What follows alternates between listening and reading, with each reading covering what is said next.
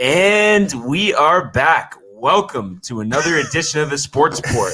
I am your host, Brian Barnaby, and we have a packed house today. Yes, we do. Packed house. Tony, Let's what's go. going on, bro? I'm in Gino, town. What's up? Finally back. Studio Finally here. It's back. been a while. He's got that fresh bling on his hand too, dude. Ooh. You said put a ring on it, right? So, And always, our super producer, Mike. What's going on, bro? Hello, world. And we'll get Grasso in a little bit to talk some NBA. And I'd also just like to thank everyone for joining us on Optimum and Frontier. Check the bio for the channels listed. And, of course, thank you to Soundview Media. And as we always do, we'll start in the world of Major League Baseball. Giving chases Judge, and he dives into the stand. The block begins the season with an overpowering strikeout of Ronald Acuna. The wall is gone! Three-run home run! What's going on here? I love it. He drives one to the moon. High, deep, and very gone. All right, so as we always do, we'll start with the Yankees, and they get back on the win column last night. Kluber, a guy that I had, really talked down yesterday with Tony, and even We're all asking, talking can him we down. get five? Can Yeah. we get five? He goes 6 2/3, 6 hits, 1 earned, only 2 walks. He struggled with control this season and 5 Ks. So, that was his first outing of 5 innings or more since 2019. So I have to ask you, Tony, were you impressed? Dude, I was very impressed. We talked about how he struggled with control. He definitely had some improvements there. He came out. I'm sure We said this is the start. He had to do something, Right. and he Tell me more. He showed up, dude. Tell me more. I was impressed. He has a Tony You impressed could say approval he stamp. kind of pulled it off at the buzzer. Like if he had another clunker here, maybe they skip him. Oh yeah, no, for Yeah, sure. Yeah, yeah. exactly. So I thought that was big. And Gino, what did you think? Were you impressed? I was. I thought he upped his velocity. We know we talked about him only Yeah. hitting about 91, 90 the last couple starts. So he upped his velocity a little bit on the fastball. I thought he went to that's whatever. They said he doesn't want to name the slurve or whatever. Yeah. He went to that a lot in a lot of like 2-count situations. And a couple times I think he went to it a couple too many times. Like he just kept going and like trying to pepper it down in the bottom, like the bottom away or whatever, bottom corner. But I thought he did really well. I was surprised they let him go out for the 7th, but I'm happy they did because he was getting hit pretty hard in the 6th. And then, of course, he gave up a couple hard hits in the 7th, and they take him out. But I was happy to see him, pitch well because, like you guys said, I think it was, we were getting to the point where it was going to, we were going to start to really look at him and say, should we skip a start, whatnot. I know Michael Kay on the broadcast said that he typically is a slow starter, even when he had those great years in Cleveland. Mm-hmm. So that's something to look out for. Maybe this is just the start of something good here. Yeah. That would be welcomed definitely for the Yankees. And I like getting length out of the starters because I just don't want the bullpen's been great, but we can't have 4 inning starts all season. They're going to be fried by the time the end of the season. So you want to get at least 6 innings. Yeah, definitely, dude. Well, that's been the problem also with the Yankees for the past 5 years. or longer. Yeah. And then on the offensive side, tons of hits, 12 hits overall. 5 players had multiple hits, so you welcome that. You would have liked to see maybe more runs than 5, but that was more than enough for this game. And you get homers out of Judge, Stanton, and Higashioka. And after the game, Aaron Boone said he's earned some more playing time, and that's something that I welcome. I think he's performed this year. And Sanchez, he knows how big this year should be for him, and he just hasn't stepped up. No, yeah, definitely. Higgy, not only offensively, but I feel like defensively as well, he's definitely improved. And like at that point, like, you're playing for that spot, like, and he deserved it, like Boone said. Yeah. Are you in favor of that, Gino? He's been our best bat. Yeah. The entire season. Yeah. That should definitely earn you playing time, especially when the bats are cold. So I'm happy with that.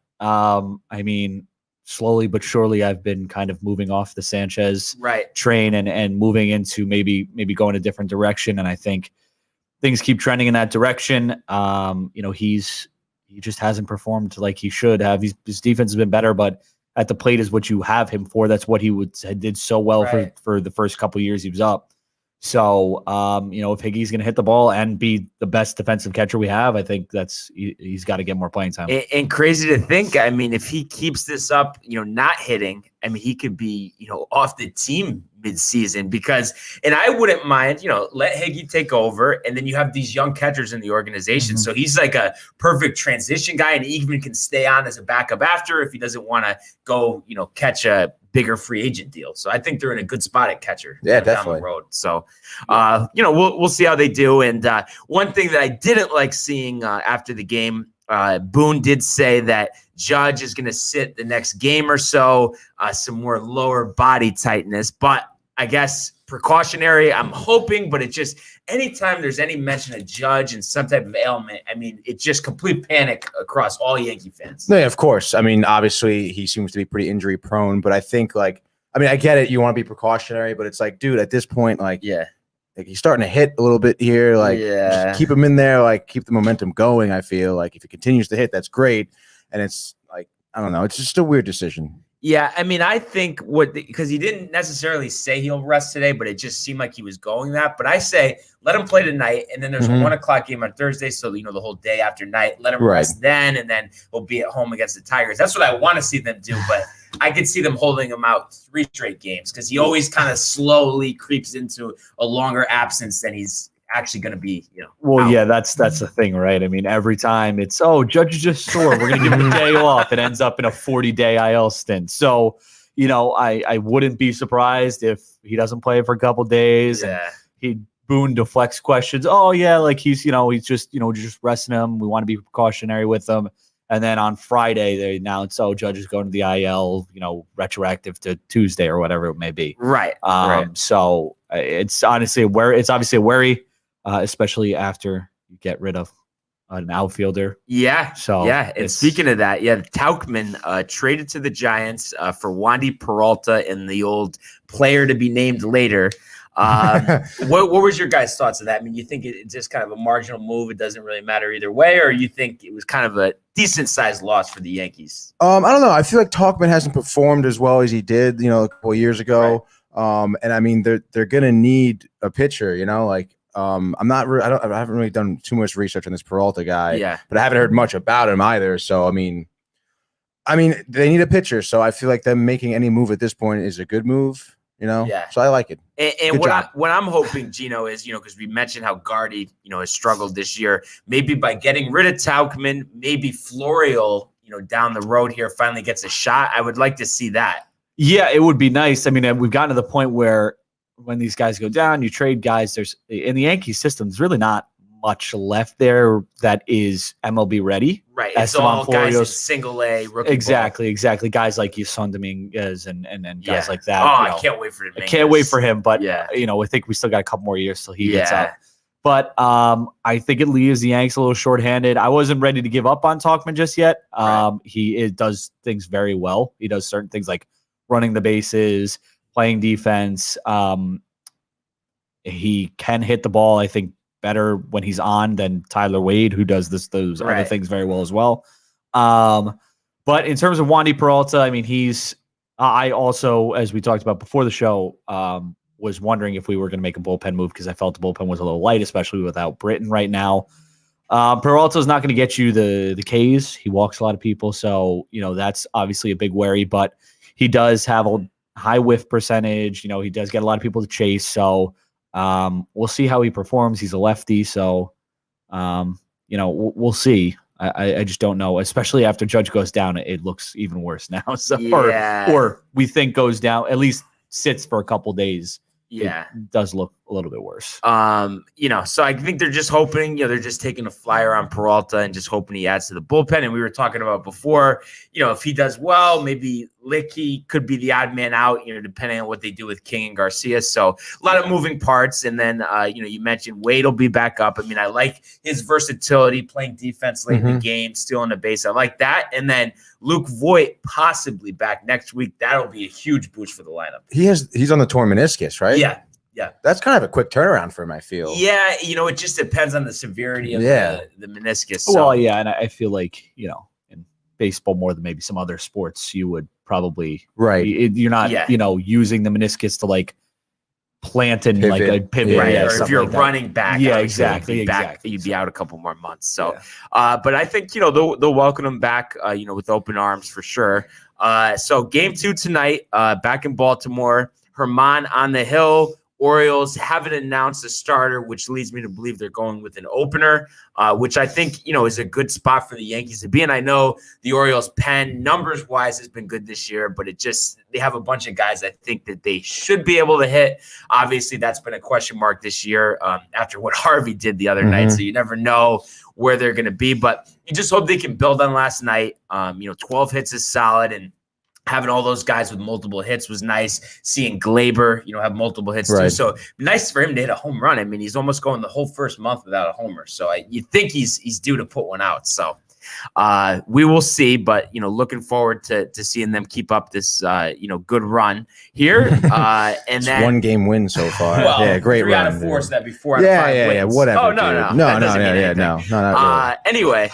So we'll go to the other side of town, and the Mets, they lose 2-1 to the Red Sox, and all I could say is Tony is once again tight. I mean, I'm a little tight. Yeah, sure, dude. But I mean, dude, ask me if I was impressed with Peterson. Were you impressed? I was a little impressed with Peterson, dude. I mean, we talked about him going to his sinker a lot, and he went to his sinker a lot last night, and he had some good location on it. I think the first 2 innings, I think he had maybe calls 4 ground outs, I think. So he was pitching pretty well. He went 6 innings, only gave up 2 earned runs, only 2 batters walked, only 3 Ks though. But I mean, we got the outing out of him that I wanted, And like I said, I was hoping that the game would start with him and kind of momentum would kind of go the Mets' way. But I mean, they just didn't have the bats, dude. I mean, their offense was pretty lacking. They struck out 13 times last night. They left 6 on base. It's really not ideal. No walks, not working the count. That's what I mean. Yeah, exactly. And we only fell 2-1, dude. It wasn't like a blowout. It was a close game. And literally 1 run, would have changed the whole game. And it's a shame because I feel like, I mean, I don't want to blame any one person, but I think that's a game where, if Lindor kind of, made a play, hit a home run or something like that, that's where he kind of could have proved himself this year. Right. He's definitely started off pretty slow. And we've talked about, players on these big contracts coming off a great year and the pressure and stuff. And that's really a game where you kind of want to prove yourself. Unfortunately, he didn't. He did make some nice, a couple of nice defensive plays. But, I mean, come on. Yeah. And then obviously, after Alonso hits the home run the other night, he goes golden sombrero. So that has to be tough. I know. You hate to see that, dude. And then, McNeil did hit the homer. And like you mentioned, Lindor 1 for 4, but that raises his batting average to 212. So that's a positive. But I just think, and it's almost like what Harvey did, but Garrett Richards actually pitched even better than Harvey did. I mean, that just seems like a spot that should be a bounce back for the offense because he just historically the last couple of years has not been a good pitcher, and they have 10 Ks and no walks in 7 innings. Dude, he pitched unbelievably, bro. Yeah. He was going back and forth between his fastball and his curveball, and we just couldn't hit him, dude. Yeah. At all. And Gino, with Richards, do you think this is kind of just like a flash in the pan, or do you think this is something he could build off of? I don't understand. You go from having Mike Trout on your team and you're not winning any games and you're giving up runs, and now you go to a Red Sox team who's good, but they don't have other than JD Martinez, the bats aren't phenomenal there all the way through the lineup, and now he's just pitching. It doesn't really make any sense. How when he was with the Angels, he wasn't that great. He was your above average pitcher, maybe here and there, but now he goes to maybe it's something with the Red Sox and what they're doing with his. I saw something online that one of the Red Sox accounts had tweeted that he had kind of changed his kind of wind up and how he stood. He was standing more, I guess, angled than he was in a previous start in which he didn't pitch as well, I guess. So, maybe the Red Sox department is working really well with him and he's really taking to those things. But I would think it's a fluke. But, the more and more he pitches and fluke. That's a fish. Is it? Yeah, it is. Oh, that's cool. Yeah. Right? Tuna? Oh. Tuna. Yeah, there you go. Boom. I know my fish. But I think it's it's a case where a lot of times we write guys off because they struggle with one team, but sometimes you just need to get on a different team and have just some different coaching. Exactly. And that can, if the ability's there, just these little tweaks sometimes make a big difference. And if there's anything to be working off of, it would be last night's game. Right, That right, was a exactly. tremendous outing by him. So, we'll see if that propels him forward. And we'll have the finale already because this is a 2-game set tonight, 6:40 SNY. And former Philly Nick Pivetta gets the start versus Jacob deGrom, the immortal. So what do you want to see out of deGrom tonight? I mean, dude, like 35 Ks. They don't have any outs, but 35 Ks. Dude, I mean, he's not going to go 9 innings again. I mean, he could. Yeah. It's possible. Yeah. I'd like to see 7 out of him, 10 Ks, couple walks, Yeah.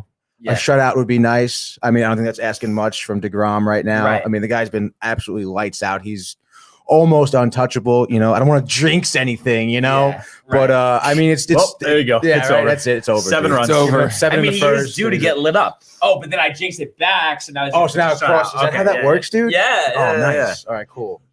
But deGrom should be really good. So I jinxed it back. So now you're. So you know what? now he's gonna deGrom's due to get lit up, though. So So I think we could have a whole show just on jinxes. Honestly, I really do. But I mean, they did score for him last game. I mean, are you expecting that to keep up, especially after a down night offensively last night? I mean, yeah, I feel like our bats have been pretty inconsistent. Yeah. So I mean, if last night we didn't hit so well, I would expect tonight we do hit pretty well. I mean, again, I'm looking for some hits out of Lindor. I'm looking for some hits out of McCann as well. He had some horrific base running last night. He was trying to stretch a single into a double. I mean, you're a catcher. What are you doing? First of all, dude, the outfielder is throwing to second. He is rounding first. Yeah. Like, what are you looking at, dude? Yeah. But yeah, I mean, we need our bats, man. We need Alonso to hit a home run. We need Conforto to get on base. Nimmo to do what he's been doing. I think McNeil had a home run last night.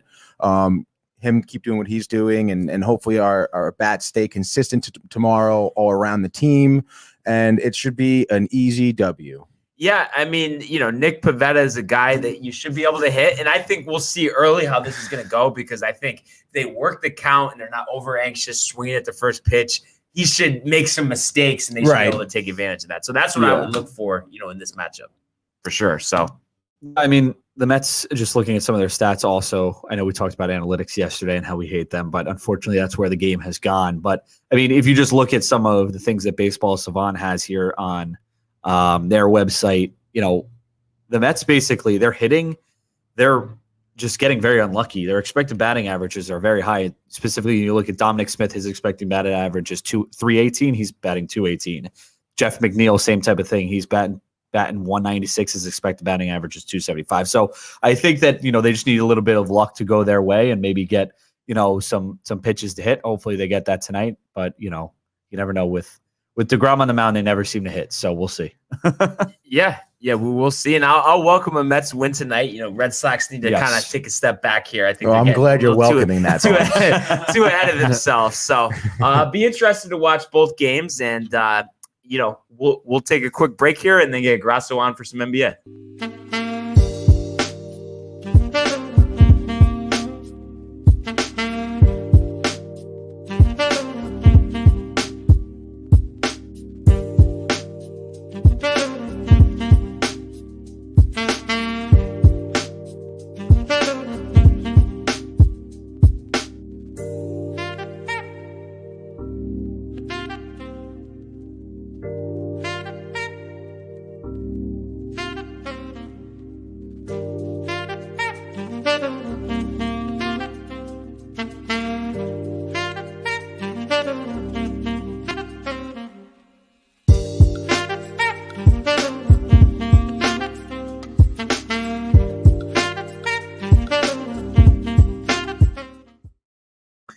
And Grasso joins us. What's going on, man? How's it going, Barnes? Hey, what's up? How you doing? back. Good to see you. So, the games that we previewed yesterday, final scores weren't close, but we had some interesting things. And we'll start with the Blazers defeating the Pacers 133-112. And when we looked at this yesterday, we didn't realize Sabonis, would be out. So obviously that's a big loss already being down Turner. So their backs were against the wall from the start. And, you look at the Blazers, their main two guys, Dame and CJ, they both had, CJ had 20, Dame had 23. But how about Anthony Simons, 9 straight 3-pointers? Yeah, he's showing he can gun. I mean, he's been learning from Dame and CJ these past few years. He's an exciting young player. He's got to grow into his body a little bit, but, a future guard, that can make some noise in this league going forward. Definitely, for sure. Yeah. So, I mean, I was impressed for that. And this is what the Blazers needed. I mean, they've been great all season. And then this 5-game losing streak, you start slipping down the standings. So I think this is a big momentum win for the Blazers. And I think this can kind of propel them back, in the right direction. No, yeah, it's a huge win for them. They needed that, and they needed to see that they can get some production from elsewhere as well. So getting production from Anthony. I always struggle. Is it Simmons? Can we start calling him Penny? Which is Simon Simmons. Whatever. Yeah. What he did well. He played well today. Last night. But yeah, it's good to see them get that production. We said the Pacers team isn't exactly the best team in the league, but they were on a little bit of a win streak. Right. So an important win for the Trailblazers, and we'll see how they take it from there. Yeah, I mean their game is the 3-point shot. I mean they shot 57% from 3, so most of the time you make 23s on that percentage. I mean you're going to win a game. Yeah. So that was impressive. And then with the Pacers being down their 2 bigs, Brogdon and LeVert each had 18 and 16, but I was impressed. O'Shea Brissett from Syracuse. Double, 18 and 10, 4 or 7 from 3. Is this a guy maybe that the league is sleeping on? Undrafted. I think O'Shea Brissett had the best night of his career. He's a solid player, but this Pacers team, just when you think they're starting to get going, they can sneak back into that playoff race, and Sabonis now misses a few games in a row. They just can't seem to stay healthy. No. When they're healthy, they can compete with pretty much anyone in the East besides maybe those top 3 teams. But they just, they can't keep their guys on the floor. And it was funny. People say they had too many big guys. Now they can't even get a good big guy on the court. So it looks like they have so many. They got a ton of guards there too. I mean, they got Malcolm Brogdon, Karis LeVert. They have Cassius Stanley, T.J. McConnell, Justin Holiday. They got a lot of guys there. Edmund Sumner started for them last night. Guard too. So and do you guys think? I mean, is it a lot of it that they've had the injuries and then Warren hasn't really played this year, or do you think it's where they just need to make some trades and? TJ Warren, I think, is probably one of the biggest pieces that they have. I mean, he is so good defensively. He can add a lot offensively as well. I mean, this lineup, think of what the lineup would be like with, Warren, Karis LeVert, Domantas Sabonis, with the guy, Miles Turner, the guys that are out right now. I mean, they could probably put together a team that could compete with just the guys that are out. So it'll be interesting to see how they kind of bounce back. I think this team's headed in the right direction, but with the injuries, I think they're kind of getting a little, shorthanded right now. And I still think in the offseason, I think they're comfortable with Sabonis, but I would think, because they thought about it last year, I think they end up trading Turner and just kind of mixing it up a little bit and working with the other guys. I'm still confused why they didn't make that deal with Boston to get Gordon Hayward. Yeah. Would have worked perfectly for both teams, but they didn't do it. I mean, Miles Turner, he's a young rim protector that can shoot threes. It would hurt to trade him and watch him succeed somewhere else. Maybe that's what they're thinking, but the Pacers kind of lack star power. A lot of their guys are role players. Even Sabonis, who's their all-star guy, he's really more of a role player. He's he does what Jokic does, just nowhere near as good. And guys like Brogdon is a good role player. Right. Maybe Karis LeVert could take that jump and be a star in this team. I don't really see that happening. I don't see TJ Warren improving any more than he already has. So I mean, the Pacers. The Pacers need to make some moves if they want to be a contender, but they're the Indiana Pacers. They're not landing any big name free agents. And I like Brogdon and LeVert, but I mean, do they really have a true point guard though? I don't know if that's maybe setting them back a little bit. Those guys to me are shooting guards. I know Brogdon can play the point, but is he really a distributor? That he's gonna get 8-9 assists a game. They're both kind of combo guards. Right. I mean, Karis LeVert's very good at handling the ball in the pick and roll. But they don't really have a true point guard. I mean, where's T.J. McConnell at? Yeah. Bring him out. Had 6 assists last night, so that's the guy. But it's just a team you look at just based on paper, and I know they always say, the games aren't on paper, but it just seems like they should have a lot better record than they actually do. And I mean, speaking of T.J. McConnell, I know we joke, but I mean, hey, the Mavericks have tended to be better when Jalen Brunson's on the floor, Right. and you never thought he was going to be a guy that would be an important piece. But again, it's the same thing with that whole, having a ball handler who can find. I mean, obviously Luka is that guy, and they have a superstar, but maybe also having that ball handler out there who can really find the pass and find the open man. Yeah, every superstar especially needs that guy who can help him out with the ball handling, distributing. And maybe Karis LeVert could be that guy if he had a point guard that, Yeah. So we'll see. And speaking of the Mavs, they did defeat the Warriors. And boy, did they defeat them. 133-103. Luka, another big game, 39 points, 6 rebounds, 8 assists. But to Grasso's dismay, the 7 turnovers. We know he was watching that. And really, I mean, he really carried the load. I mean, for a team that scored 133 points, their next leading scorer was 13 points. So kind of, I mean, it was also Mavs he did just so bad. I don't think anyone played more than 28 minutes a game. Yeah, I mean, once it's out of hand, KP misses another game. Say it again. Say it in my face, Mike. Mavs are bad. Yeah, whatever. So they just have Luka. I mean, we know the what else do you need? You need a lot more. 40 points in 3 quarters. Yeah, but they're not going to win. I know they're not going to win. No, I know. Yeah, I know that. Sucks. KP is a bum. Big bum. Well, that's just. But I mean, I think at the end of the DNP. Day, they want to get as many wins as they can and stay out of the play-in scenario. So that's what they're focused on. Well, especially with the Blazers winning last night. Right. They needed to win. But yeah, I mean, I listen, I said Luka. I was like, Luka's probably going to go off tonight. He didn't have a great game against the Kings. He came out and said everybody was angry after that loss. They knew they needed to win that game, and they fell apart and just did not perform like they wanted to. Trey Burke surprisingly did a really good job defensively on Steph. They went on a 27-0 run in the end of first quarter. It was ridiculous. So I mean, they did everything right that they could have wanted to do right. But now just got to build on that and you hope that they can just continue to get better, and hopefully KP gets back at some point. Yeah, and you look ahead. I mean, they're off today. Detroit on Thursday. So the schedule isn't that daunting coming up the next few games, which is why the Kings loss I think is even more hurts you even more, because you could have picked up another one against the Kings, and you get the Pistons. I think they have another the Timberwolves or something, another bad team, and then they have the Grizzlies. So we'll see. Yeah. And then on the other side of things, I mean, the Warriors had been hot, but this game, I mean, Curry did, pretty good. I mean, 27 points, 5 of 9 from 3, and Michael Mulder, 26 points, 6 of 11 from 3. When I saw M. Mulder, I was thinking Mark Mulder, the former pitcher for the Oakland A's. But, other than that, the rest of the team, 15 of 50. So I think this is the problem that we've seen all season. They don't get consistent production outside of Curry, and that's why they're a 500 basketball team outside of Curry kind of stinks. Yeah, exactly. Yeah. I mean, hey, Andrew Wiggins, where you at? Kelly Oubre, he didn't do anything last night.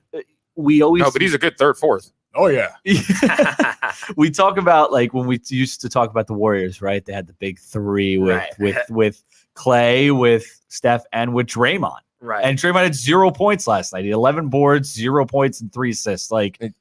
If he's going to be a guy that's on that, a guy that's supposed to be one of the veterans that performs well on this team, especially with the team around them, I mean, he has to have more than 0 points. Yeah, and Draymond was a guy that we used to count on for consistency. I mean, he would never put up big scoring numbers. 14, 10, and 10, basically. Yeah, he would go out there and give you a good game pretty much every night. And this year, we just don't see it. It's just so up and down. But I'm just and you can't blame it on them having a bad team because they're in the playoff race. Right. Last year, I mean, you could kind of blame on him not trying. But is he trying, though? Because I don't know. I mean, is he really that he can't consistently score 10 points a game? Are we really at that point with him? I think so. I mean, he's had a couple of these games where he can't score 5. He's just he just hasn't been one last night. Yeah, exactly. It's weird. It's just it doesn't really make much sense as to why.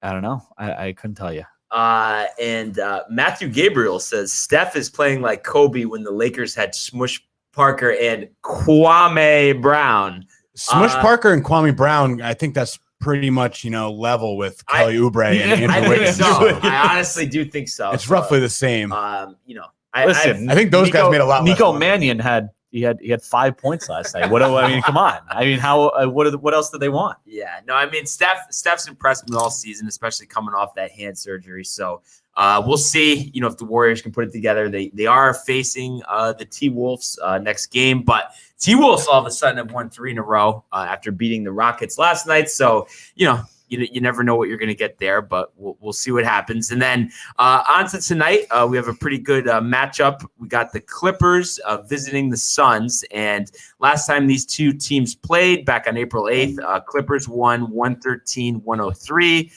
They are going to be a little shorthanded tonight, though, because Kawhi, their listing is doubtful, which I would say, he's probably not going to play. But Paul George had a bad laugh, right? Yeah, bad laugh. So he's doubtful. Yeah. But Paul George, he keeps actually producing after really struggling most of the season, inconsistent play. His last 7 games, he's almost averaging 30 points a game, over 7 rebounds, over 5 assists. So without Kawhi, this is what they need from George, and this is why they brought him here and traded away their draft for the next 7 years. Yeah, and I think I like to rip on Paul George as much as the next guy, but we're a little unfair with him. He's really one of the best players in the NBA, and when he's hot, he's pretty much unstoppable. 6'8", 6'9". He does Kevin Durant-like things where he just kind of shoots over people and gets to the lane, dunks on people. So when he's playing like this, I think the Clippers are the best team in basketball when he's like this. But it's the consistency with him. Kawhi, we don't really know if he's going to be out there every night. Yeah. So, but, when Paul George is playing like this, I can't bet against the Clippers. Yeah.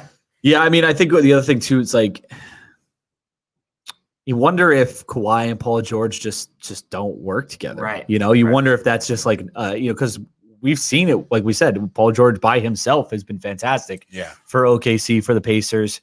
But, since coming to the Clippers, he's had those weird, games where he's just not playing as well. And you wonder if maybe it's Kawhi and Paul George. Maybe they're just not, they just don't work well together. But he's proven himself that he's still the player that he was, back in OKC and whatnot. So it's good for the Clippers that he's playing well. And I think he's playing probably the best basketball of his entire career. Right. Maybe besides that 1 year in OKC, but right now he's playing as good as he's ever has. I think it's just, it's going to come down to just like everybody's watching Giannis this year. What's he going to do in the playoffs? And everyone's expecting him to shrink. But if he's averaging 30 points a game in the playoffs, narrative completely changed. Yeah. And I'll always go back to his days with Indiana. He was a good playoff player back then. And then, he had that 1 year with OKC. They lost in the first round. But, they were going to lose in the first round regardless of how he played. They were not the better team. He just had that bad year last year, and it was the bubble. Right. I think we give him a break for that. They didn't want to be there. The Clippers looked miserable in the bubble. So they literally, we know that they did not want to be there. They did not want to be there at all. Lou Williams proved it. Yeah, literally. But that being said, this is a tough spot for a Clippers team. 19-12 on the road. That's pretty good. But the Suns, have been so strong all season. 23-9 at home, and you look at their big three. They've been consistent all season. And Chris Paul, we've just talked about it nonstop here. He's just had such an impact on this team. And you look at his numbers this year, over 16 points per game, almost 9 assists, almost a steal and a half per game, almost 50% from the floor and over 90% from the line. And it's like, maybe he really should get some more consideration for MVP. He's just had a really good season. I know what you're going to say. I kind of have a little take on this game. I think this is the game that if Chris Paul plays great and the Suns win, this could be the game that propels him to number 1 in that MVP ranking. Jokic might have to fall off a little bit, and how the voters are going to kind of tend to go for the stats. But this is a game that Chris Paul could really prove himself. He's very clearly one of the most valuable players to any team that he's been on. They show the graphic like every time. They've shown it. I've seen it like 5 times over the past week where it's just like, oh, here's Chris Paul's teams before he went there. Here's Chris Paul's teams after he went there. He's very clearly such an important piece and still performing at such a high level. At 47 years old. Yeah. At 95 years old or whatever he is. And imagine having to perform at a high level and doing State Farm commercials. Seriously, that must take a toll on him. So no, but the Clippers, I think the Suns have an edge over the Clippers here, and I think Chris Paul might be the reason why. Yeah, absolutely. And we know Booker and Ayton have been solid all season. Before we get to our picks here, though, do you guys think that this Suns team has any weakness? And if there is, what is it? Yeah, it's going to be guarding big wings. I think it's going to be their one problem. Yeah. a guy like Kawhi, who's maybe not the tallest guy, but he's stronger than he looks. He's stronger than most wings in the NBA. Yeah. But when you look in the West, LeBron James obviously is the main guy. Anthony Davis, maybe Ayton could guard him, but I think they're going to struggle with the big guys that can kind of play on the perimeter and inside. But a lot of teams struggle there, so it's not. It's the not whole a huge, league struggles on defense. Yeah, and guys like LeBron James and Kawhi Leonard are hard to stop, regardless of who you got guarding them. So, I mean, the addition of Torrey Craig, I think that's a big help. But Jay Crowder, if he's healthy, he'll be called upon to guard those guys. That might be their one weakness. Yeah, I would agree. That's exactly where I was going to. It's just I don't think Ayton's not the defender that's going to go out there and be able to guard these guys, especially like an Anthony Davis on the perimeter and be able to guard big guys who can handle the ball. So that'll be an interesting thing to see. But other than that, I mean, they do everything so well. So and they guards probably as good as anyone in the league. Yeah, with Chris Paul, Devin Booker, Javon exactly. Carter, and Campaign coming off the bench. And I mean, not that they're stout on defense at all, but I think Bridges and Johnson could offer just some type of help. I mean, they have size, so I mean, that's the thing I think about this team is just their depth is so good, right? Especially at guard. It's like they have such good depth all the way around. So it helps when you get to the playoffs. Yeah, and I think going into the future, I think Bridges is that guy to guard. I think he's still just a little small. I think they list him at like 6'7", 210, something like that, but. He'll be that guy. He is a tough defender, and he's another guy that he ends up guarding some of the top guards on other teams. So, he might get some time on a guy like LeBron. So yeah. See. So on to our picks here. Who do you guys got? I'm sticking with the team I think is going to win it all this year. I think it's going to be the Clippers. Paul George. Paul George leading them on the road. But real quick, just time out. So if they were to match up with the Sixers, you really think that they would beat the Sixers, the Clippers? As a fan, I shouldn't be saying this, but yeah, I think the Clippers win that series. Interesting. Who do you have? I'm going to go with the Suns. I can't go against point guard. Can't go against my boy. It's against his religion. So it is against my religion. So yeah. I think this would be right down to the wire if Kawhi was playing, but George by himself, I think the Suns are going to be too much, and I think 10-point victory. Yeah. Maybe close end of the third quarter, and then they pull away. So. I mean, probably Chris Paul hitting some big shots down the stretch, like we've seen in recent games. Yeah. He likes those never getting lucky. Just really just putting up good shots and whatnot. So like that shot against Randall, right? Yeah, falling away, was double clutch, perfect shot. I mean, he tried that. Any thoughts here, Mike? Amazing. Suns for sure. No Kawhi. Yeah. I need Kawhi. I mean, what are you doing? But I think, the Clippers, one of their biggest weapons is their shot. I mean, I think they have like 7 or 8 guys on this team that shoot 40% from 3. Mm-hmm. Reggie Jackson's been really hot lately. I can't believe how much Morris has been shooting threes. Morris is good. I mean, last year when he came, I mean, Mike might remember this, but I used to say like he was the third guy. It was Kawhi, Paul George, and Morris was going to be the third guy. Yeah. But now that third guy, I think, is the coach of this team, Rajon Rondo. Yeah. Yeah. So, hell yeah. He's another guy, though. He's another guy that goes, he's a point guard who doesn't get too much respect, who goes to different teams and kind of fixes them. So, Yeah. So we'll see how, he impacts them down the stretch. And another game we're going to look at tonight, we do have the Chicago Bulls visiting the Garden. And the Knicks won this meeting way back in February, 107-103.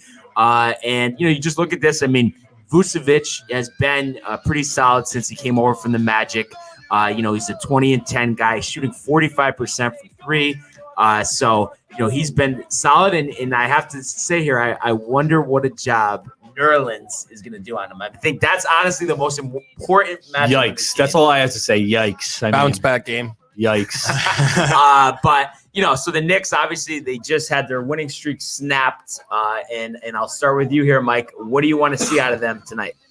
Just a more urgent Julius Randle. I think he's, he got his rest that game against the Suns and the next day. So he'll come back firing, looking good, being ready. And I need a better game from RJ because he didn't play well last game too. But I think this is an easy dub. I don't really like the Bulls, even with their, new additions. I love Levine, but they're still a year or two away from anything. Yeah, and he's out, I think. I think he's still dealing with Levine's out. Yeah, he's been out. It's over. I mean, I think Vucevic is going to have a big game, but I don't think it's going to matter. Yeah. But for the Knicks, going back to that Suns game, I think, Julius Randle got really frustrated by the defense they played on him. They kept blitzing him and double teaming him. That's what he's going to see in the playoffs every single game. Right. he was getting frustrated. That's something he's going to have to get used to. He doesn't really have any teammates on that team that can kind of coach him through that. Kind of we look at the Suns, Devin Booker hasn't had any playoff experience. Yeah. But he has Chris Paul right next to him. Yeah, exactly. Through what the playoffs are going to be like. Yeah. So, and that blitz and double, that's a lot of what Luka faces too. It's like you see it all the time, and Luka struggles with it too. He gets really frustrated. Yeah, and he gets really frustrated. So similar situation. He doesn't really have many guys on his team to coach him through that either. So, well, it'd be interesting to see how Randall kind of responds. This in this game. But you would imagine that the Knicks come out and play well. I think the Knicks are going to win this game pretty good, and I think Randall's as much as I want to, as much as I want to pick against the Knicks just to make Mike mad, just to piss Mike off. Can't this game? But no, I think honestly this is an important game because we've seen it time and time again. Teams have these big winning streaks.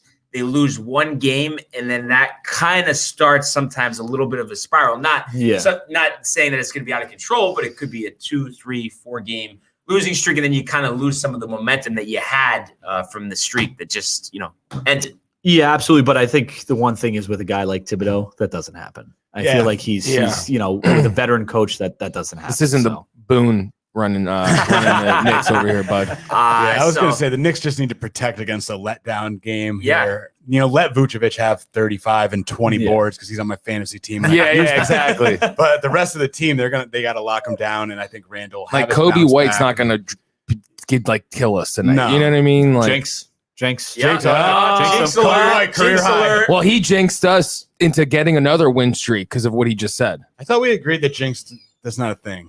Yeah, but we didn't agree. Gino didn't agree. Gino doesn't agree. No, I didn't agree. No, yesterday I honestly I make fun of it, but honestly, like I said yesterday, I am about as big of a jinx and superstition person as I could possibly be. So I'm the wrong person to ask. Honestly, though, were you nervous when Tony sent the text yesterday? When he was saying about how Kluber or the offense looked good, and I don't think so. But I also at the same time didn't text my other group chat with Yankees fans because I didn't want to say anything about Kluber's start until he got out. That's why I didn't text you guys. Okay, I'm the worst. Gino waits till after the game to start talking. Yeah, after Kluber went out, that's when I said, "Oh, that was a good start." I couldn't do it. I couldn't do it. And just one thing here. I'm just confused. One guy that I thought is very talented. What do you guys think the deal is with Lauri Markkanen? I know. I feel like he's so much ability, but he doesn't consistently do it. He's always hurt. Yeah. You think he's got that Kristaps Porzingis thing, whatever that injury is, where you just can only play 2 games at a time, and then you got to sit a couple weeks. Yeah. He just doesn't. He's got the talent. He could shoot. I mean, he's pretty frail and fragile, and just. I know, but he came out so hot. But it's just you think about him, Levine, and Vucevic. I mean, those should be 3 guys you should be able to build upon, and then 2 bigs like that shooting threes. I mean, that should be a pretty deadly combo. Well, and when Levine's out, you would think that Markkanen would be that guy that they run the offense through just because of his versatility. But I mean, he just hasn't been what everyone is expecting him to be. I think a lot of people, like you said, Kristaps Porzingis, one of those European guys who comes over and plays really, really well and kind of makes a name for himself. And he had the build, coming out of Arizona, but it's just never worked out. Yeah. And I look at this group of 3 guys, and if you're looking at championship caliber, none of these guys are better than the 3rd person on, I think, a championship team. I know Levine puts up numbers. And I don't know. I think Levine could be a good maybe a 2. I mean, he could score, but I mean, he's putting up numbers on the Chicago Bulls. I mean, it doesn't really impress Yeah, but me also yet. we just talked about how Randall is getting double. No, everybody knows that Levine is the guy for the Bulls. He's going to get the defenses thrown at him. He's still doing well. So I think, in a situation like that, that he still seems to not get doubled as much as other star players. Just because teams are beating the Bulls. We're already up 20. Why waste? That's fair. This guy let him go for 30.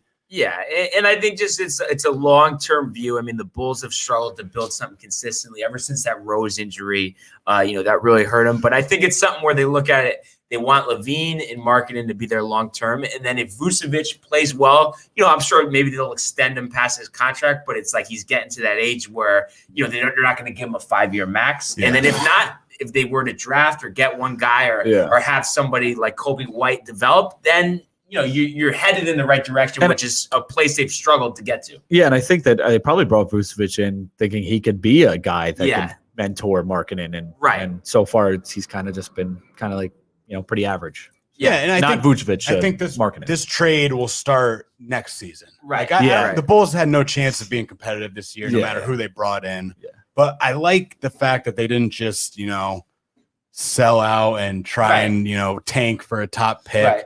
They traded for Vucevic. Obviously, they want to compete. They want to win. They traded Wendell Carter, a younger player. Young, talented guy who's now doing they great do have, in Orlando. I don't know how well he's been playing, but the kid from Florida State who they drafted, I know Patrick Williams is showing signs. He's a future piece. Yeah. So, I mean, they're young. So yeah. And I mean, they're still right there for that 10th spot. So they could potentially get in a playing game. I mean, even if it's only one game, but just to get a little experience, or who knows, you could win 2 games and then get a playoff series. So I think, they're only a game back of the Wizards. And we know the Wizards just came off that big win streak. So, it might be time for a big losing streak for them. And then finally, to my pick here, I think the Knicks, I want to say I've probably picked against them the last 4 games. So that streak ends here. I do think they're going to be too much to handle for the Bulls without LaVine. So I think the Knicks win this one by at least 10 points and, get back on the right side of things and look to really solidify that 4 seed. I think that'll be huge if they can get the 4 seed for the playoffs. Yeah, I think Knicks win in a blowout. This is like a revenge game for Tibbs almost, going back to Chicago. But I think Randall has a big night. Vucevic will have a big night, but it won't matter. Yeah. So, I got the Knicks here. So. Yeah, I mean, this is an extremely important game for the Knicks. They have the Bulls now, the Rockets, the next game on Sunday, and then after that, it's the Grizzlies, the Nuggets, the Suns, the Clippers, the Lakers, the Spurs, the Hornets, and the Celtics to finish it off. So the third last game on that is going to be an easy one. The Spurs? The Lakers. Oh. Bless you. Is LeBron going to be back for that one? Probably not. But yeah, I mean, they have a tough schedule with the diva injury. They have a tough schedule. Okay. Yeah, tough schedule, and they're tied right now for 4th place with Atlanta. So they have the advantage there, or the whatever you call the tiebreaker. Yeah. Every game is important. After that, they play. I think every single team except for the Spurs is a playoff team. But I just think you get the home court in the first round. I think that makes a difference. And then I mean, you're going to have to play either the Nets or Philly in the second round if you advance. But I mean, that would just create a great series, a great storyline. So I hope they get. And winning one playoff series is better than not making the play. I mean, no one even thought the Knicks won a playoff series. No one thought the Knicks were going to make the playoffs coming into the season. Right. And we're talking about them winning a playoff series. So way ahead of where we thought they'd be. Great story and a great episode, honestly, I have to say. And great to have Gino back in the studio. It's great to be back. And I also would just like to thank everybody for watching us on Frontier and Optimum. And that'll do it for today. But everyone have a good night, and we'll see you tomorrow.